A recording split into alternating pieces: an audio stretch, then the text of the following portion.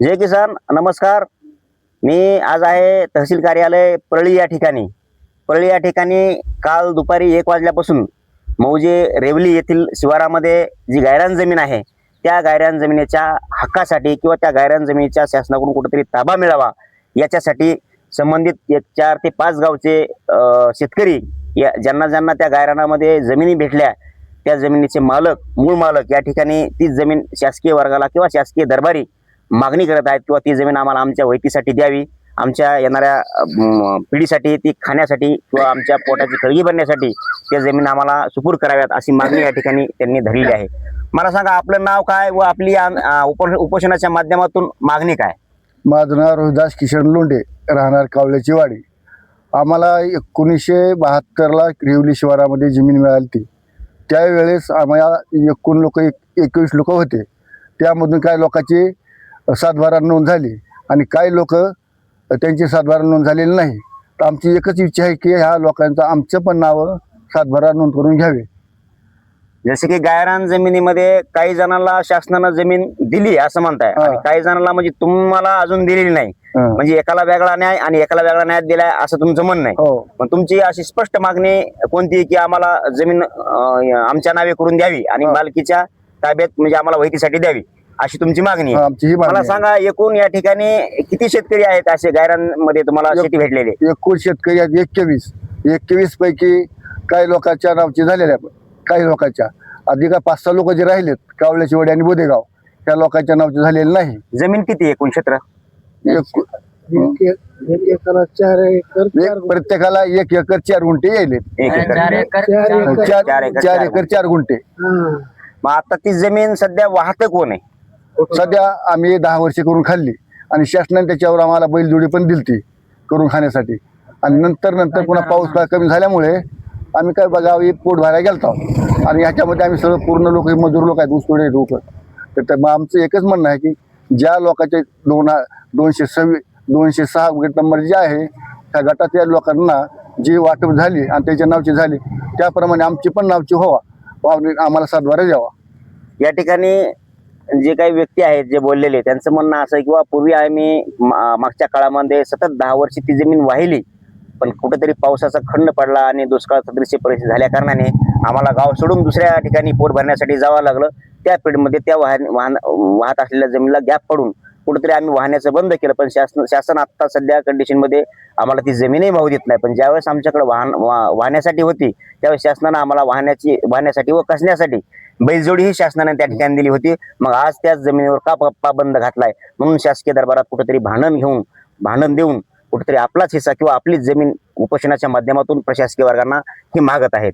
मला सांगा बाबा, तुम्ही ती जमीन वाहिली आहे का? त्यांनी जसं म्हणले की आम्ही मागच्या काळात ती जमीन वाहिली, तर तुम्ही ती जमीन वाहिली आहे का? वाहिली. किती दिवस वाहिली, किती वर्ष वाहिली?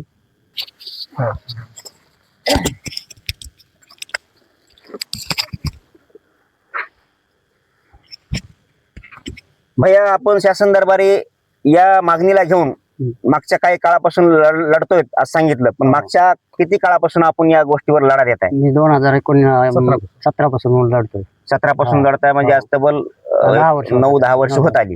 मग शासन दरबारी आपण लढा दिल्यानंतर शासनाचा या उपोषणाच्या बाबतीमध्ये किंवा आपल्या मागणीच्या बाबतीमध्ये काय असं बोलणं होतंय? कसलाच प्रतिसाद देत नाही. तहसील सुद्धा पंचनामे झालेले भरपूर, पण कसल्याच प्रकारे ते प्रतिसाद देत नाहीत. आम्ही त्यांना विचारायला त्यांच्या दरबारी गेलो तर तलाठ्याकडे अहवाल आलेला, कोणी कलेक्टरकडे अहवाल आलेला आहे म्हणतात.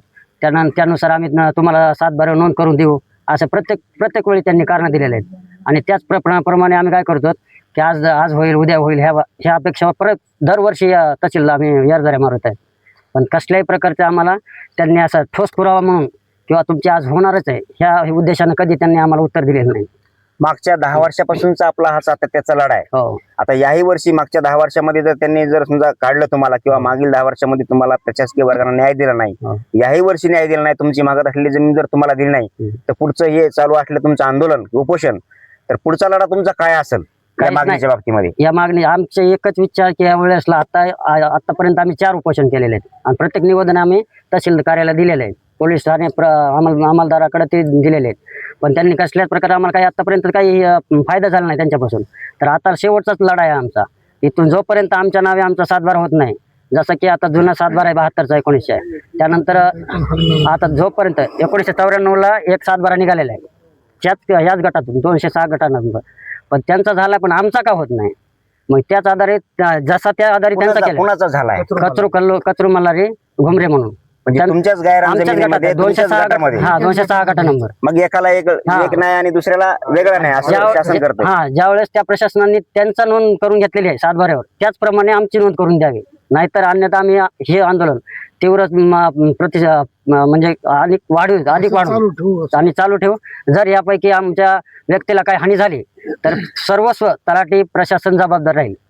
या ठिकाणी काल तुम्ही 1 वाजल्यापासून बसलाय. हो. आम्ही पाहतो या ठिकाणी खूप वयस्करी अशी माणसं आहेत, 70-75च्या वयाचे. मग कालपासून बसल्यानंतर आपलं जे सामूहिक उपोषण आहे, या उपोषणामध्ये काही कुणाची थकवा वगैरे किंवा चक्कर वगैरे येण्याचं काही प्रकार झाले का? झालेले 2 माणसाला, पण आम्हाला त्यांनी कसल्याच प्रकारच्या इकडे बघा आता फोटो आणलेत आम्ही दवाखान्यामधून. तर साहेबांनी कमीत कमी त्यांना निवेदन द्यायला पाहिजे होतं की सरकारी दवाखान्यामध्ये सिव्हिल हॉस्पिटलला. तर त्यांनी कसल्याच प्रकारे त्यांनी निवेदन दिलेलं नाही. पोलीस अंमलदार आले होते तर त्यांनी आम्हाला काय केलं, किंवा तुमच्या एखादी नाजूक परिस्थिती झालेली आहे तुमच्या माणसाची, तर तुम्ही स्वतःहून दवाखान्यात घेऊन जा असे ठाणे अंमलदार आम्हाला सांगून गेलेले. आणि त्यांचं ऐकून आम्ही घेऊन गेलो. जर आता काही झालं असतं त्यांचं तर त्याला जबाबदार कोण असतं? किती लोक ऍडमिट आहेत? 2 ऍडमिट आहेत. असे वयस्कर दोन महिला. झालेले 2 महिला ज्यांना चक्कर वगैरे येत असेल समजा, असे ऍडमिट आहे. म्हणजे शासनानं या माध्यमातून अजून दखल घेतली नाही. कसल्याच मग प्रकारे आपली काय प्रतिक्रिया असेल शासनाच्या बाबतीमध्ये? जे होईल ते होईल. आमचा माणूस गेला तरी हरकत नाही, पण आम्हाला न्याय मिळाला पाहिजे. आमच्या 7/12वर नोंद झालीच पाहिजे. याच्यासाठी आम्ही उपोषणाला बसणार आहे आणि इथून हलणार नाही. या ठिकाणी आपण पाहतोय मौजे रेवली या गावामध्ये जी गायरान जमीन आहे, त्या गायरान जमिनीच्या ताबेदारीसाठी किंवा मालकी हक्कात आम्हाला द्यावी आणि ती वैतीसाठी आम्हाला शासनानं द्यावी म्हणून यांचा उपोषणाच्या माध्यमातूनचा जो लढा आहे, तो लढाचा घाट त्यांनी असा बांधला की जोपर्यंत शासन आमचं मागण्या मान्य करीत नाहीत किंवा जमीन आम्हाला आमच्या ताब्यात देऊन आमच्या नावे करत नाहीत, तोपर्यंत आम्हाला आमच्या जीवावरती जरी आलं तर आम्ही या उपोषणाच्या माध्यमातून किंवा या ठिकाणी हलणार नाहीत असं या ठिकाणी त्यांनी बोलून दाखवलं आहे. आपण पाहताय वावर न्यूज, स्वराज्य मीडिया व उन्नती न्यूज. धन्यवाद.